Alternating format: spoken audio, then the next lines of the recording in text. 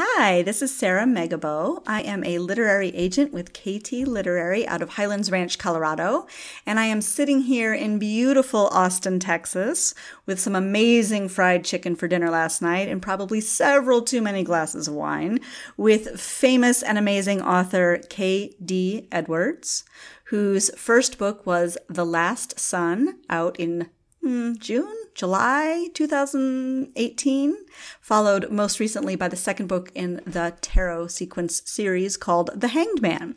So say hi. And she said all that without a single cue card. I know my job. Yes. I know my clients' books. I know my clients. So we're here to talk about the author and the agent experience. And I really want you to start by talking a little bit about, how your journey began. I don't know how many of our listeners know about query letters and agenting and agency clauses and contract negotiation. But if you tell just sort of a fun story about how we met and how we came to be, then I will do the same and we'll go from there. Well, pretty much any story I can tell is how lucky I have been throughout this entire experience. In a way, I've been writing my entire life. I've always wanted to become a novelist. And while I did a lot of things along the way that detoured me during the day from my day job, there was a point about 6 or 7 years ago where I decided that I was going to take writing seriously, that I've stopped and started enough novels that I'd actually practice a few novels, which still to this day and forevermore will remain in a drawer hidden from humanity.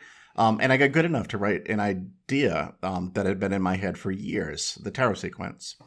So my first experience with the publishing process was getting that out on paper from beginning to end, envisioning not just what I wanted the novel to look like, but I want a series out of this. I envisioned several different arcs encompassing maybe up to 9 novels. And once I had all that planned and I produced the first novel and it had been vetted thoroughly through my writing group, I was very lucky to hear about Sara. One of my good friends in the writing group knew Sara and recommended that I connect with a query and the first 50 pages of my novel. And that was Scott Rankin, right? That was Scott Rankin, who did Nixia trilogy, and he's just out with Ash Lords right now. Fantastic young adult writer. Phenomenal young adult writer. Yeah, and I suppose my experience is a lot different for most people.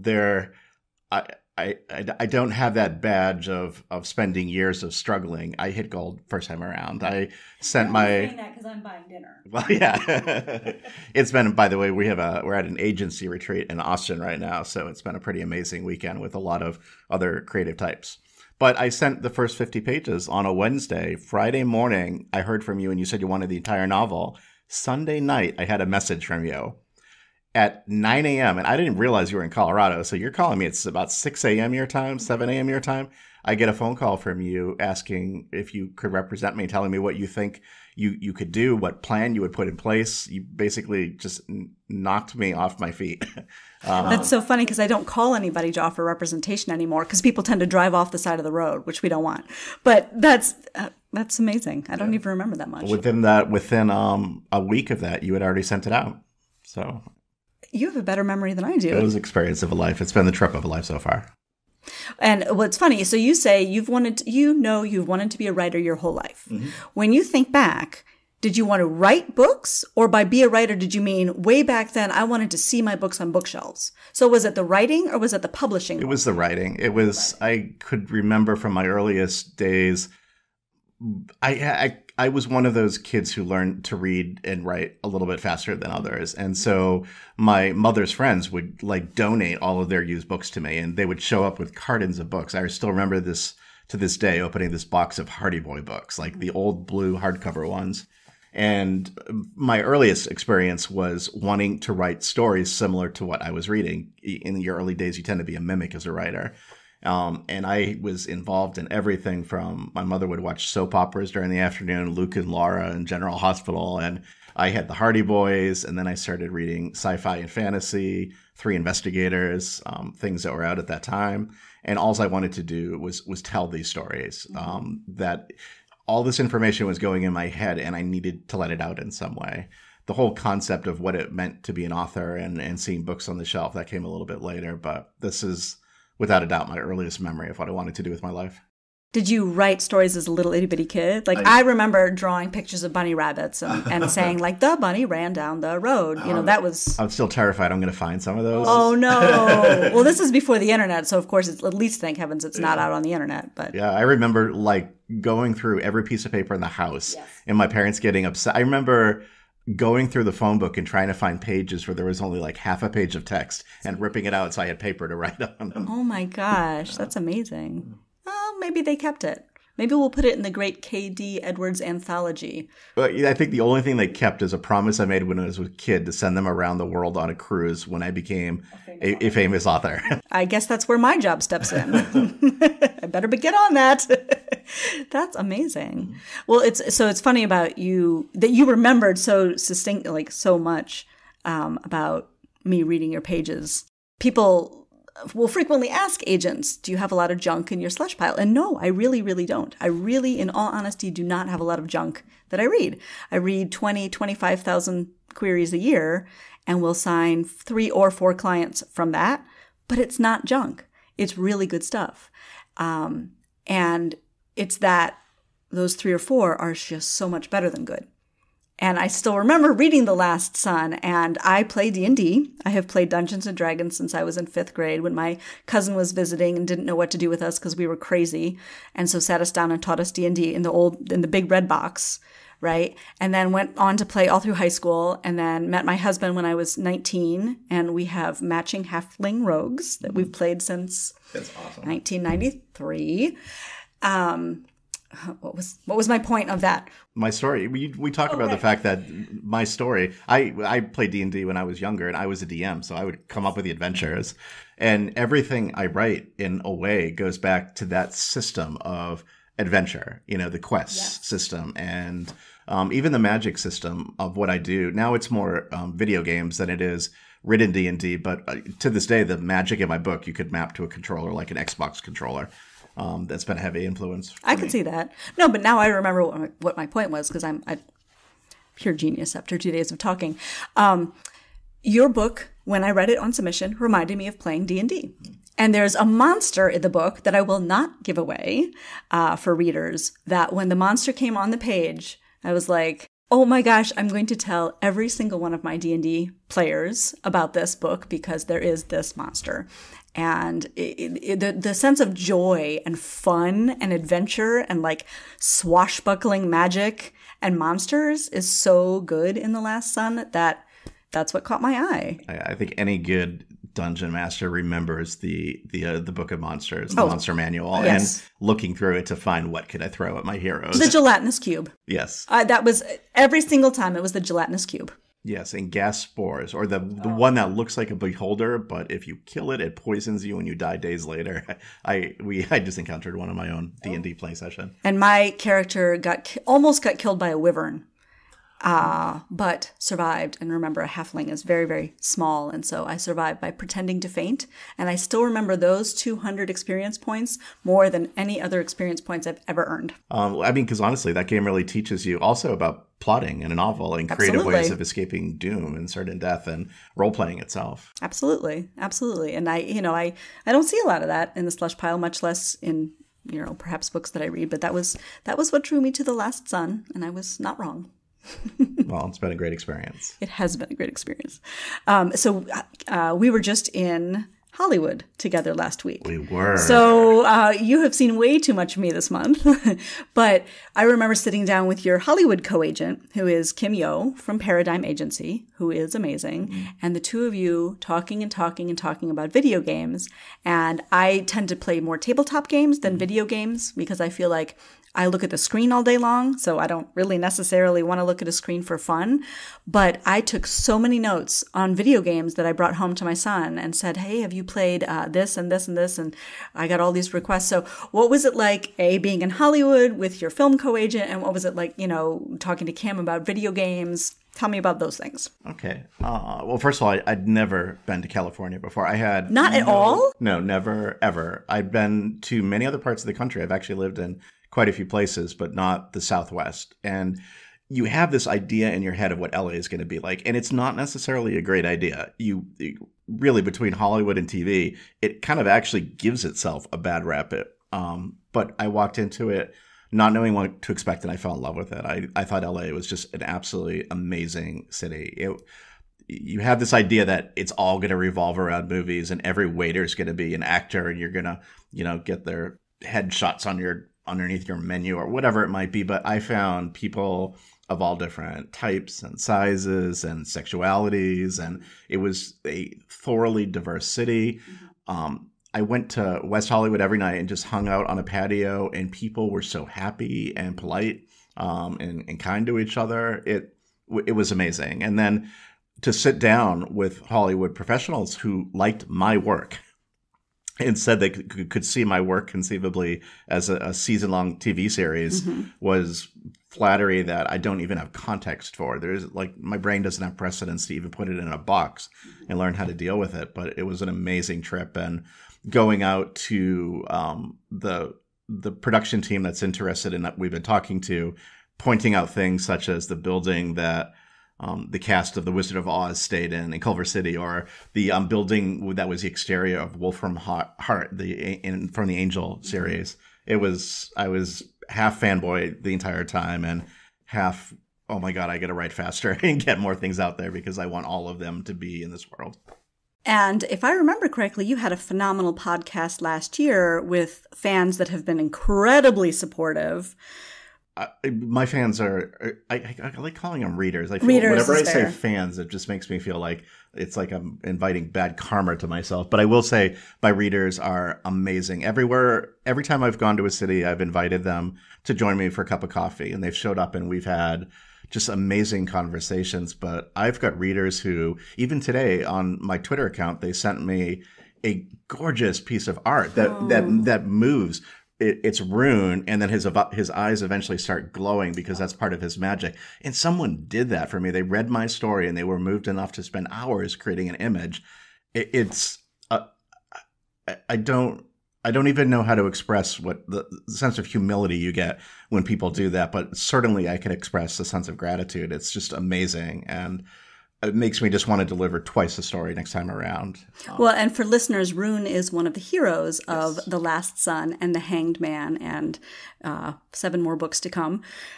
Which, once I send you back out to the pool, clearly you're going to be writing more for me. I have been. We don't let you out of this retreat without delivering a manuscript, just so you know. I'm just kidding, listeners. So another thing I'm going to talk about the readers is, if I remember correctly, you were talking to the podcast 2 Gay Geeks. Mm-hmm. They have been also very, very supportive. They're amazing. And I got a private DM saying, is there more Hollywood news that we can share? And no, there isn't really. But do you want to talk a little bit about what you may have learned from Kim, or what you may have learned specifically being in Hollywood, or what that process feels like? I think the thing that I learned the most is that, well, first of all, one of the things we wanted to talk about today was what's the difference in our jobs. To sit down at a table with professionals, and Sara, you are always amazing at sharing the landscape of publishing, and Kim was amazing about talking about the realities of the landscape of TVs. And what I walked away from is an education for myself on what you guys do, and a certainty that my one job is to write and to produce material. And Tarot Sequence is firm in my head. There are going to be 9 novels, and I know what happens. And I'm thrilled that they're giving it this attention and thinking they could see it on a TV. But I also have other ideas in my head, and I want to write another series. So having the conversation with you guys about, right now I have 4 distinct ideas in my head that kind of share the same common characters, and finding out what might have a home more easily in traditional TV settings, or even some of the more creative venues nowadays. That was an incredible part of the conversation. My characters are the heart of everything I write, and I have a very good idea of the next set of characters I want to work on in other novels. But to kind of fine-tune the setting and the plot and the genre, that was a big part of the trip. Well, and I think, and you said we need to talk a little bit about what both of our jobs are. And if your job is to write, my job is to make money on your words. And people say, well, Sara, do you sit around and read all day long? No, I absolutely do not. 90% of my week is spent making money for clients who already have book deals. So my job gets very, very busy at the point that we ink the book deal. I spend maybe 2 hours a week, maybe, looking for new clients, which means reading query letters and reading submissions and reading partials, etc. But the vast majority of my time is spent looking at, here's The Last Son, here's The Hanged Man. We know we have 7 more in that series. And I remember when we were in Hollywood, you talked about my next books are going to really, really lean into the idea of found families because that really calls to you. So it's my job to document that and to put that down in a file and to say, the K.D. Edwards brand is going to be looking at found families even above and beyond the Tarot Sequences 9 books. And then, of course, I look at Hollywood. What are the opportunities in film and TV and who can we connect you with? Well, we did that quite well. And to look at audiobook, where we make a heck of a lot of money. And I can say that, The Last Son and The Hanged Man have an outstanding audiobook production team through Audible with the narrator Josh Hurley, who's who amazing. is amazing, absolutely amazing. I think his narration of Quinn is my favorite, actually. I've listened to both audiobooks twice, and I think that that's my favorite. But those are some of my tasks, is on the back end looking at subsidiary rights like Hollywood and translation and audiobook, and looking at strategy for placing more books into the world, which include this 9-book series and other things that you want to write, though that's really my job. And so the longer we work together, the more you know my style and I know your style and I know what you want to write and where opportunities are and how the market works in terms of, distribution into bookstores and how the market works in terms of genres and subgenres and in terms of formats. Are ebooks doing very well? Are print books doing very well? Are audiobooks doing very well? And I sort of play chess with all those things behind closed doors and hopefully bring it to you for profit, for money. Well, I think also something else you do that's even more impressive is it's not one plan. You've got 6 or 7 going on behind the scenes. So if we started out saying, I wanted to do 9 novels, and that's really not easy in today's market. So the conversations we had, you had not just seen the easy path, but what are the other paths below that if they don't work out? Yeah. I thought that was amazing. Your contingency planning, it definitely gave me an incredibly healthy respect for your future looking plans too. So. Well, thank you. You've seen me say this 1,000 times, but there is always a plan B. There is always a plan B. But of course, ultimately, we want to make you enough money to send your mom on that cruise. Yes. Right? Not you. Heck with you. Yeah. Just kidding. So that's a little bit about behind the scenes for K.D. Edwards and for Sara Megibow. Ask me a question. Do we have a wrap-up question? Do we have something we can talk about before we log off? Video games. You asked me about that. I did ask you about video games. Yes. I love talking about video games. I'm not going to go off. Don't worry. This isn't going to be a 20-minute tangent. But I will say that one of the things I remember when the Twilight series came out, and I remember one author, I think it might have been Stephen King even, who said, regardless of what you think about that series and the type of people who read it or the writing itself, the fact is that the author put their finger on something that this country wanted to see. And I think that video games is actually a really good window into that collective sense of right now I'm playing a game called Fire Emblem, and I'd never thought that's the one I bought for my son. It's more Japanese role-playing game, and I really haven't played much on the genre, and I didn't think I would be any good at turn-based or strategic type games, yet I played it 3 times, and I've never played a game more than once.